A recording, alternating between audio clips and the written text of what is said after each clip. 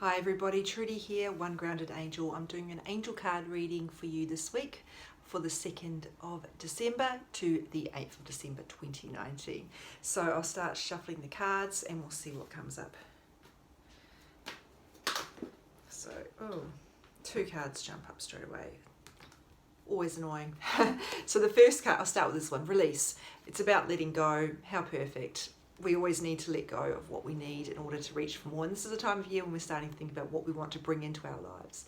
We don't always think about what we might need to let go in order to do that. We forget that if our arms are full, there's no room to bring in new energy, new things. So this is a timely reminder that if you do want to be making changes in your life, it's probably going to involve letting go. I know there is an element of sadness to that for some people, but I think it's important to remember that the next chapter is always going to be better than the previous one, provided it's right for you, of course, and that's often the challenge for people to trust in that. I mean, the birds on this card are really speaking to me as a symbol. We know they symbolize freedom, or you probably, if you didn't know that, would have been able to figure it out anyway. So the idea of the freedom that can come from letting go, even though that is painful, that can really set you free. We had freedom messages last Wednesday, and I think about 2 weeks before that. So it is a big idea at the moment, the angels really wanting to make sure that we don't feel like we're trapped, because sometimes the reason we feel trapped is because we've put ourselves in a prison, so to speak. So the other card here is the God box. Now, if you're not comfortable with the word God, just sub it out for the universe, source, creator, whatever you want to use. I personally don't love the title of this card, because what the card is about a way to tackle our worries. And it's a very practical message that tells you, I'll explain how this exercise works in a minute, that tells you that you don't have to shoulder all your burdens alone. We have guardian angels assigned just to each of us. They have nothing better to do than to help us. So it makes sense to call on, it makes sense to use that kind of resource. The God box is an exercise where you visualize an angel in front of you holding a box, and you visualize yourself putting all of the things that you're worried about one by one into that box, and then you visualize the angel taking it up to heaven where it'll be looked after for you. Often the reason we can't sleep, this is particularly useful at night, this exercise, is because we feel like we have to stand guard over our worries, and if we don't, something bad will happen. We have to be constantly trying to stay on top of this problem, otherwise it will get out of control. It's a control thing. And this is a way of getting it out of your brain, off your shoulders really, and just trusting that the universe can look after it for you, which may be an issue for some of you, that trust. If so, you might like to work with me on some energy healing to help with that. The card is trying to tell you that you need to relax a bit more. I know that's easier said than done, but holding on to your worries to the extent that you are is it's really holding you back, and it's preventing you from seeing the steps that you need to take to move forward. So if you put these two together, it might be that there's something that you need, maybe that you literally need to release your worries, or maybe that part of what's within what you're worried about is something that you're trying to hold on to or control that you don't need to. You need to actually let it go. So that's Monday. Let's go on Tuesday. Child. This is a card that has multiple meanings. For some of you, it might be about a child in your life. Maybe you've got a kid, like a niece, a nephew, a child, or of your own. Maybe, I don't know, someone, if you're a teacher, one within your care, that is really needing a bit extra from you at the moment. Maybe they're struggling with something. They might have, sometimes if kids are playing up, it might be because they're dealing with the knowledge that they are a light worker. They don't know how to articulate that, obviously. But knowing that they're different and feeling they don't fit in, and sometimes the way that adults respond to that is try to push them into a mainstream mold, and that's just not who they are. That causes more problems. So sometimes the solution, and I'm not a parent, so I can't really give you strong advice on this, but letting kids feel like it's safe for them to be who they are is a really powerful act. So if that doesn't resonate, it's usually about your own inner child. Yes, it's a bit of a new age kind of jargony word that is a bit off-putting, but think of it like this. When you're a kid, that is how the imprinting from that period really sets the tone for you in adulthood. If you didn't feel like your needs were being met, you will grow up to be someone who attaches to other people to make you feel like it's safe for you to get your needs met, or attached to other things to get your value because you weren't seen or heard as a child. So if that wasn't your experience and you had a very safe childhood, that doesn't mean that you don't still have some of this stuff going on, because that child is still, the essence or the energy of that child is still within us. So all the things that we wanted as kids, we wanted to, get our needs met materially and emotionally. We wanted to feel safe. We wanted to feel reassured. We wanted to feel like we were good enough. All that stuff, we still need that. And so sometimes this card just comes up to tell you to parent yourself, to reassure yourself it's going to be okay, to reassure yourself you are enough, you are good enough, it's going to be okay. That sort of thing. Sometimes it's just what this is, and sometimes it's because that inner child actually wants to have some fun and your life is too boring. Very easy mold to fall into at this time of year, in particular when we've got so much to do, to remember to actually have some fun and enjoy yourself. So hopefully that covers off every kind of life circumstance related to that message. Wednesday, be brave. I love this card deck. It's the Saints and Angels card deck. It's the very first one I got. I bought it in Dublin in 2007, and I just love it because it states the messages. There's a lot of clarity with this card. Be brave. Okay, who doesn't know what that means? I mean, it's just, the energy of it is so strong. And I don't know how well you can see it, but just that image of that, I think, panther or that big cat, there's a lot of wisdom and strength within that. So courage is not something that we borrow from other people or that we get in certain circumstances. It's something we have already, but we aren't always able to trust that it's there, or we don't realize it's there, or or maybe the fear just seems too big. The card is letting you know you have got enough to deal with this. You have got enough of what you need, the resources, the strength to deal with the situation. And Archangel Michael is the best person to call upon to ask for a boost of courage.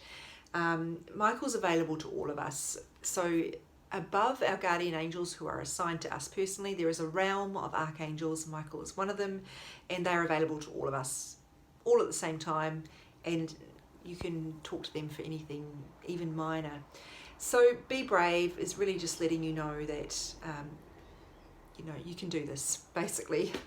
Thursday, I don't think I need to labour that one too much.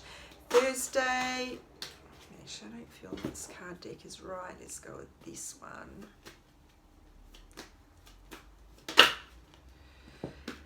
Shield yourself, message that comes up on the regular. So this is letting you know that maybe some of what you're feeling right now is as a result of the people that you're around, or the situations that you're in. The atmosphere or the energy of a place or a situation can sometimes be what you take on. And this is letting you know, please set some barriers around your energy. Please do not let people dump all their stuff on you.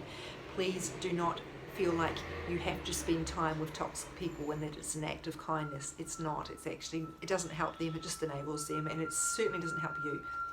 Oh, it's a really squeaky truck that just went past with squeaky brakes. Sorry about that.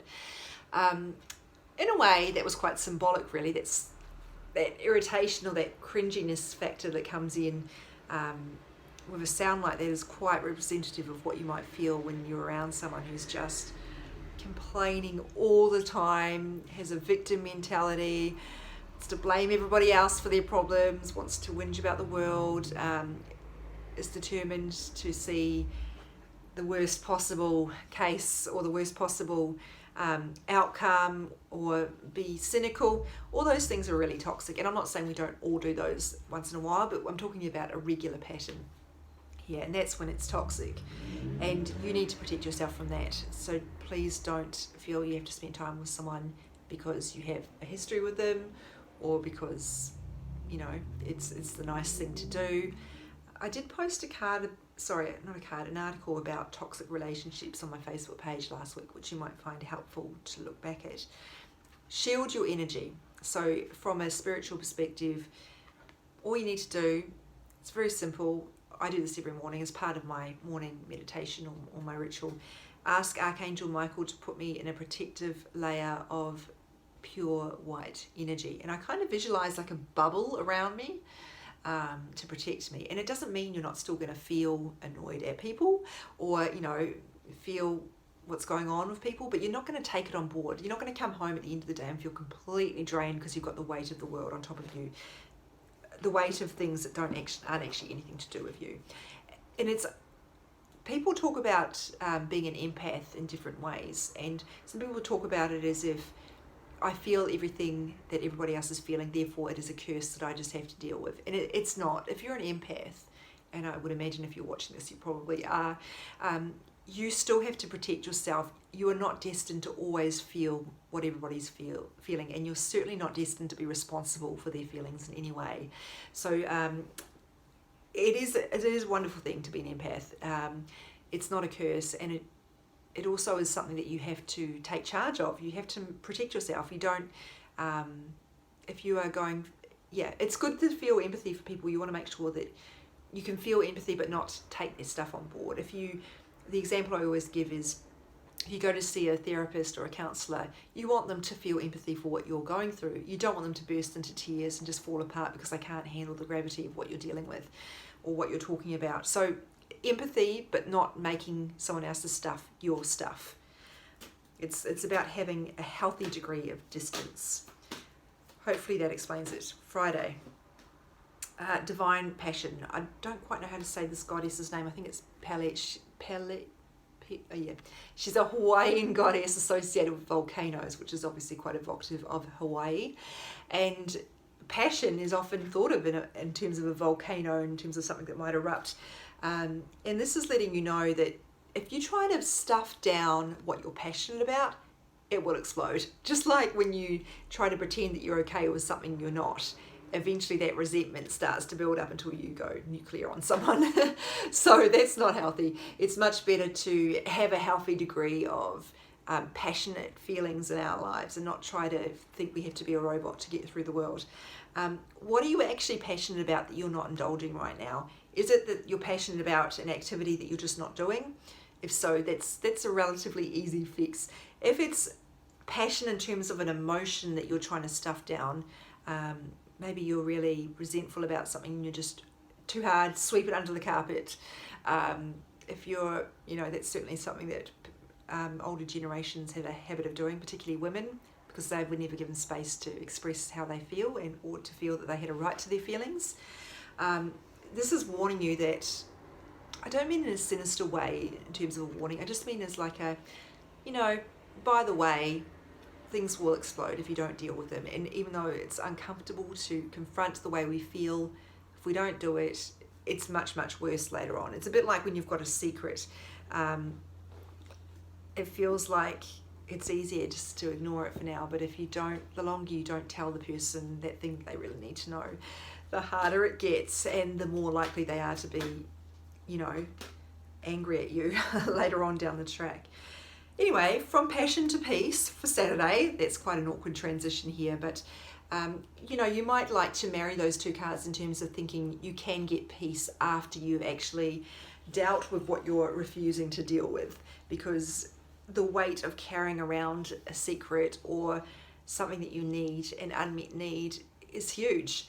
So this is a way you can set yourself free, going back to that freedom idea, and to get yourself some peace. So Archangel Shamuel is depicted on this card, who is associated with helping us find things that are missing. So a bit like the equivalent of Saint Anthony, if you grew up in the Catholic tradition, helping us find anything from our car keys to more, I guess, esoteric stuff. So you can call on Shamuel to help you access peace, remembering again that just like courage, peace is something that's already within us. It's not something that is given to us, or that we go to an ashram and there it is.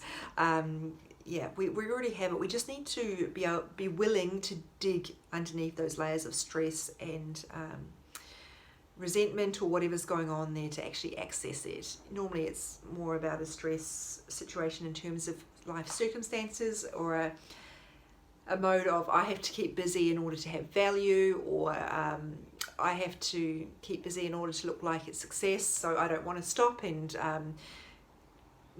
sit with my feelings, or to sit and feel peace, access peace, because I don't have time for that. And unfortunately, that's usually the time we need it most. So this isn't saying, quit your job and go to a retreat centre for 3 weeks. It's just about moments of peace. This might be, 5 minutes in the local park, sitting by yourself, closing your eyes, listening to the birds. It might be just doing some mindfulness exercises. It might be going to a yoga class. Anything that brings you peace. It doesn't have to be anything extreme. It's not possible, I don't think, for us to live in peace all the time, because we're going to be provoked. That's just the nature of being human. It's how we deal with it that counts. And obviously, if we can not buy ourselves peace, but actually make a conscious choice for peace, that gives us the resilience and the perspective to understand what we need to do in those times of stress. Sunday, shield yourself. This is why I love using a different card deck for each day, because you can see the patterns emerge. This is so interesting. We had this card, the shielding card, on Thursday. I'm not going to repeat myself. It's exactly the same message. You need to protect yourself. Obviously, there is some volatile energy out there at the moment. It might be connected to the season in terms of everybody's busyness, that they tend to be really prickly, or it could be something else going on in your life. It could just be the way things are, but really protect yourself. You do not need to tolerate bad behavior, and in fact, you shouldn't tolerate bad behavior. And you also don't need to put up with other people's, even if it's not bad behavior, but like they're sort of unhealthy energies, you don't need to take that on board. So, let's look at the week. Shielding yourself, probably the biggest theme. I get a sense some of you are going to be going through a lot this week, but you can handle it. Be brave.